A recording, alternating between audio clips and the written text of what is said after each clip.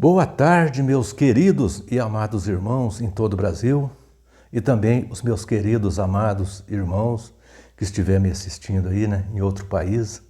Uma ótima tarde para vocês e que Deus abençoe a vida de cada um de vocês. Meus irmãos, é com muita satisfação, que eu vou fazer mais um vídeo aqui, e queria agradecer a vocês o apoio que vocês me deram em todo esse ano de 2023, pedir para vocês continuar me apoiando e dizer para vocês que eu sou grato de coração mesmo pelo que vocês fizeram por mim.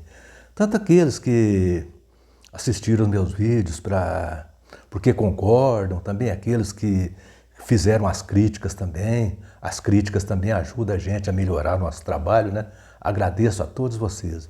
E peço a vocês que continuem me apoiando. Dê um joinha para mim nesse vídeo aí, para me ajudar, para o YouTube divulgar mais o meu trabalho.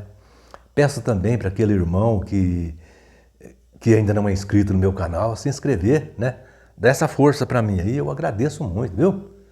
Então é isso aí, meus irmãos. Muito obrigado por tudo. Que Deus abençoe a todos vocês. Meus irmãos, hoje eu quero aqui comentar mais um texto bíblico, que as testemunhas de Jeová afirmam que esse texto fala de um paraíso na terra. Mas na verdade não fala. Trata-se do Salmo 37, versículos 9 a 11. Eles dizem que esse salmo fala de um paraíso na terra. O salmo diz assim, aqui o rei Davi, nesse salmo aqui, ele está dizendo assim, porque os malfeitores serão exterminados, mas os que esperam no Senhor possuirão a terra. Mas um pouco de tempo e já não existirá o ímpio. Procurarão o seu lugar e não achará. Mas os mansos herdarão a terra e se deleitarão em abundância de paz. Bom, as testemunhas de Jeová dizem que isso que acabamos de ler é uma promessa de um paraíso na terra. Agora eu queria saber onde é que fala de paraíso aqui nesse texto. Mas eu vou mostrar aqui que eles estão totalmente equivocados. Primeiro, meus irmãos, é importante notar que esse salmo não trata de uma profecia. Não.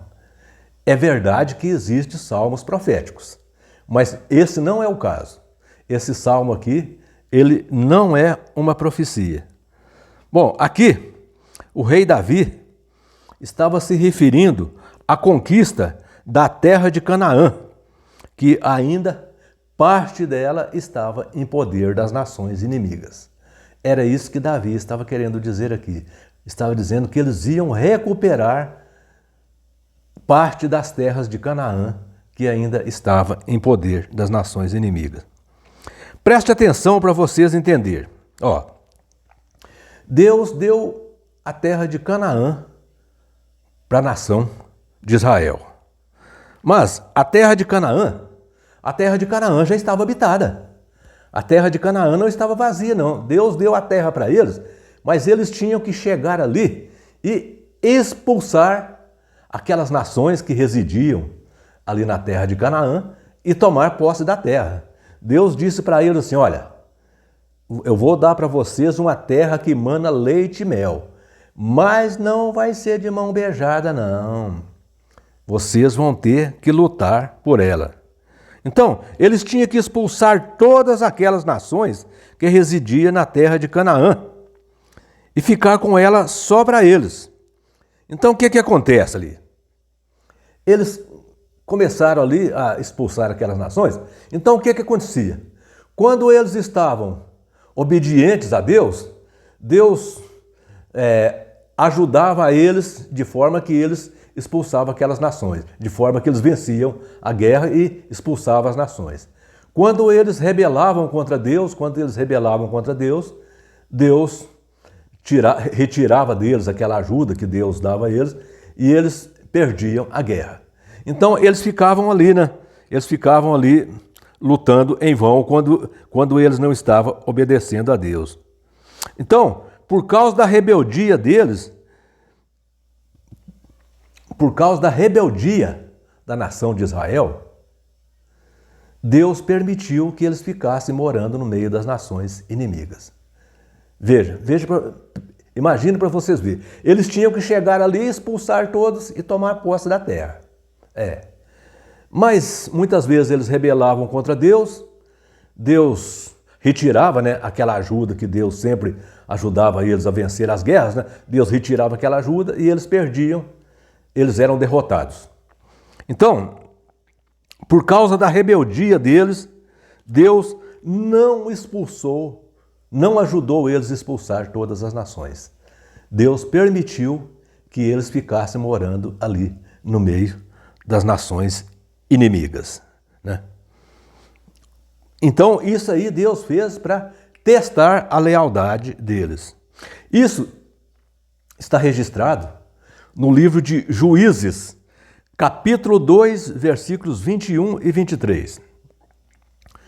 Veja o que Deus diz. Deus disse que, diante da rebeldia dos israelitas, Deus disse assim, preste atenção nas palavras de Deus quanto àquelas nações que residiam na terra de Canaã. Olha aqui, Deus disse assim, também eu não expulsarei mais de diante de mim nenhuma nação que Josué deixou quando morreu. Deus diz, não expulsarei mais nenhuma nação, para pô-la Israel à prova, se guarda ou não o caminho do Senhor, como os seus pais guardaram. Então veja, meus irmãos. Então Deus deixou Israel no meio daquelas nações inimigas. Deus falou, olha, então vocês são desobedientes? Os seus pais, no passado, me obedeceram, vocês não, né? Então, vocês vão morar no meio dos inimigos, vocês vão ter que enfrentar inimigos constantemente. Assim o Senhor deixou ficar aquelas nações e não as expulsou logo, e nem as entregou na mão de Josué. Então, veja, Deus preservou ali umas nações, certas nações, para que essas nações colocassem Israel à prova, né? Então, veja, meus irmãos, conforme vimos aqui, Deus deixou que Israel ficasse morando no meio dos inimigos. Israel ficou ali cercado de inimigos por toda parte. Era filisteu, era eu, não sei o que lá mais, era tantos inimigos que Israel tinha ali por toda parte. Tudo isso por causa da rebeldia deles, né? Tudo isso agora presta atenção, conforme todos nós conhecemos a história da Bíblia, a gente sabe que ali as guerras eram constantes. Nos dias dos juízes, constantemente ali os juízes estavam em guerra. Sansão, Jefté e muitos outros ali estavam sempre em guerra com aquelas nações que estavam ali em volta de Israel, né? Depois dos juízes, né, aí entrou a era da monarquia, sendo o primeiro rei Saul, o primeiro rei. E Saul sempre guerreou contra os inimigos. Depois do reinado de Saul, veio o reinado de Davi, do rei Davi. E o rei Davi estava sempre guerreando contra aquelas nações inimigas. O rei o rei Davi, foi justamente o rei que compôs esse salmo, falando da destruição dos inimigos, das nações inimigas. Quando Davi compôs aquele salmo, Davi estava fazendo um alento à nação de Israel, dizendo mais ou menos assim, as nossas terras serão recuperadas e nós vamos possuir a terra. Ele estava dizendo mais ou menos assim, aqui, a terra é nossa. Deus nos deu essa terra. Então, vamos expulsar esses ímpios e tomar posse dessa terra. Era mais ou menos o que Davi estava querendo dizer com aquele salmo. Era isso. Era um salmo onde ele estava homenageando a Deus, e fazendo uma promessa ali, que aquelas terras que era deles, que Deus deu para eles, mas que estava invadida por nações inimigas, seria recuperada. Então era isso que o rei Davi estava dizendo. Então veja, meus irmãos, ele estava dizendo mais ou menos assim, ó: vamos exterminar os malfeitores, e muito breve os ímpios não existirão, e não achará mais lugar. Mas nós, os israelitas, os mansos, hein? Povo manso, hein? Os mansos, vamos possuir a terra. Era isso aí, era mais ou menos isso aí que o rei Davi estava dizendo. Agora preste atenção. Aquele salmo, Salmo 37, nunca foi um salmo profético. Para isso, vocês poderiam ler o Salmo 36 e o Salmo 38. O salmo antes e um salmo depois. Nenhum dos 3 salmos trata de profecias. Tudo é Davi, né? É salmo de louvor. É Davi louvando a Deus, né?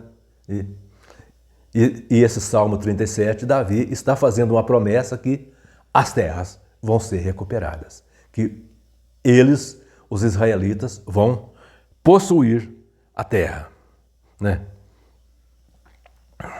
Então veja, meus irmãos, Davi aqui está dizendo mais ou menos assim. Davi está dizendo mais ou menos assim, ó: fique tranquilo, meus irmãos, fique tranquilo.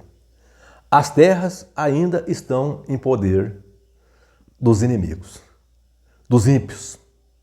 Mas muito breve nós recuperaremos essas terras. E Davi foi o rei que mais lutou para recuperar as terras que